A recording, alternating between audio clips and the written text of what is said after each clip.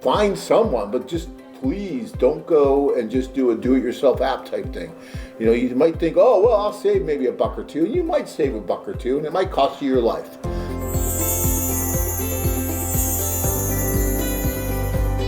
I'm sure many of you may have seen in the news about some of the issues that people that have been using the dating apps in Colombia, and unfortunately there's been several deaths in that area.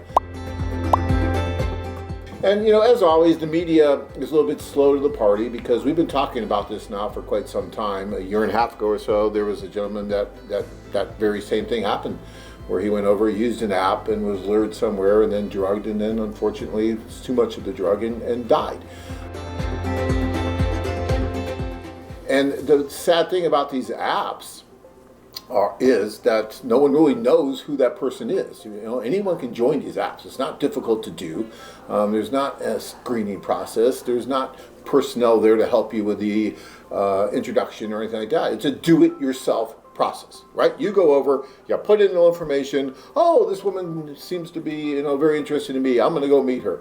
You know, and a lot of this is being fueled by the recent movement of what's called passport bros. I'm sure many of you are familiar with that as well. So we're getting more and more people that are traveling over and using more of the do-it-yourself because, well, I'll just go over and I'll meet these people and no problem, easy peasy. Well, you know, it's really not that easy, and you really do need to be careful about it because, yes, it's wonderful that with this new movement of passport bros, you know, discovered that there's a whole new world out there and that it is possible to meet women from other cultures in other countries and all that.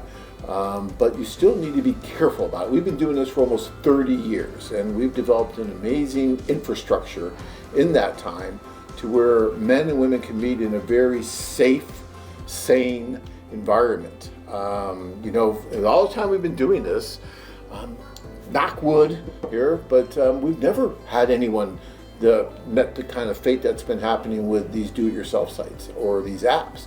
And one of the reasons for that is that when the women join our service, they are going through a process with our offices. They are interfacing with our staff, meeting our staff. Our staff is getting to know them. We're getting government IDs.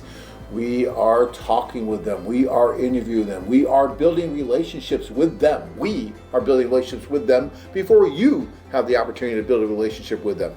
That should mean a lot to you if you're worried about, you know, who you're meeting, especially in a foreign country that you may not be really aware of everything going on. But when you go there, you know, you're met by our staff and we know who you are and we know who it is you're going to meet and we facilitate that meeting in person, which is so much safer and so much more effective, by the way, as well, than using a do-it-yourself type app where you're totally on your own. In a foreign country where you don't know anyone and you don't know really who it is on the other end of that app that you might be talking with. You know, you see a photo and you think it's that person, but how do you know it's that person? I mean, is there any kind of screening process that they have to really go through to really prove that they're that person? No, you don't have to upload ID. Some profiles, you know, you can have like check mark, you know, it says profile verified, but all it is, you just sending them your selfie of your face. But if it's a scam account, you know, it's just, again, there's even real women participate in the scam. It's all you need to take a selfie of yourself. That's all verification process. Again, there is no passport there that they require, nothing else. Just a photo and a selfie that looks relatively like a photo.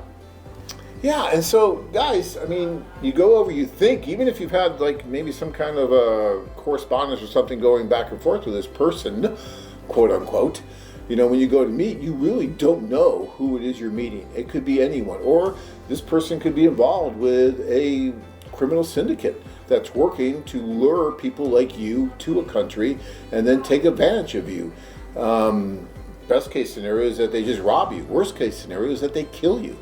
And according to the papers lately, they've had, you know, 8+ men that they think have been murdered in this way recently in Colombia. So now all of a sudden Colombia's got this terrible bad rap about, oh, well, it's not safe, you can't go, blah, blah, blah.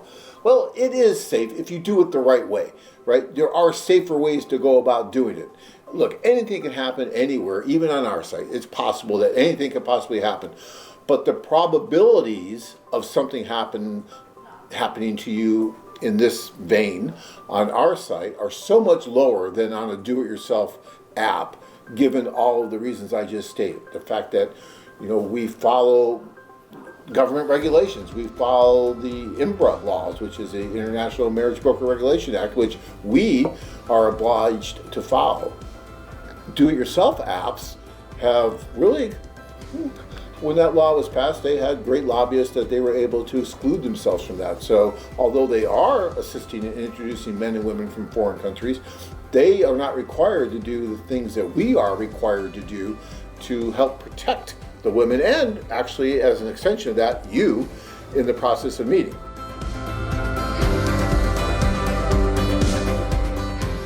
For any of you guys that know me, you've heard me talk about this countless times, how crazy I always thought it was that the big companies that have these huge websites and a lot of these do-it-yourself apps were able to exclude themselves from these safety precautions that were in this law, because their argument was it's not their primary source of income.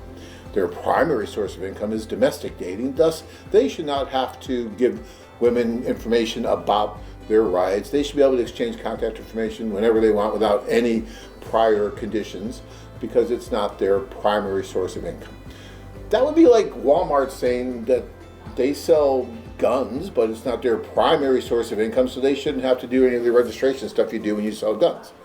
You see, it just doesn't make sense. Yet somehow they were able to do that. And now we're starting to see some of the results of that, because if they had the regulations and if they followed the same regulations that we did and did the things that we do and build the relationships like we do, you wouldn't see these kind of things happening, or at least it'd be a very, very smaller incidence of it.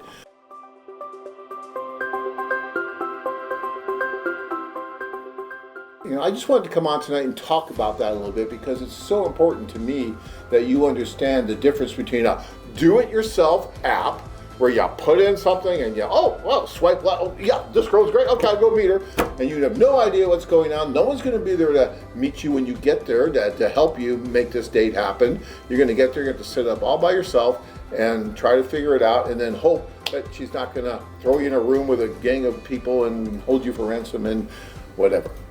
I mean, it's terrible. I mean, these are tragedies that are happening and they're avoidable.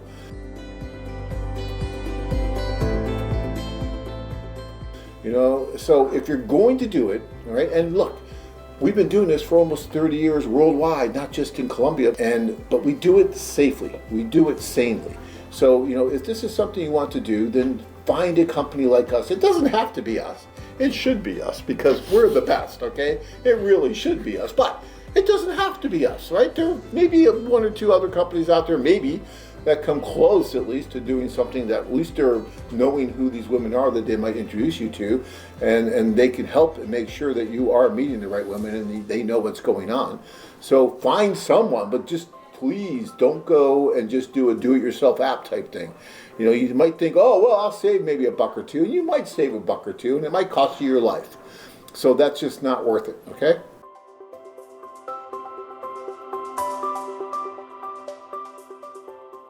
Keep that in mind, guys. Colombia is an amazing country. The cities are great. The people there are wonderful. So don't let what's happening right now in the media make you think that all of Colombia is terrible and it's dangerous and then around every corner is someone that wants to kill you, because it's just not like that. I was just there, 8 or 10 months ago in Cartagena, and it was wonderful. People were great. Our guys did wonderfully well and no issues.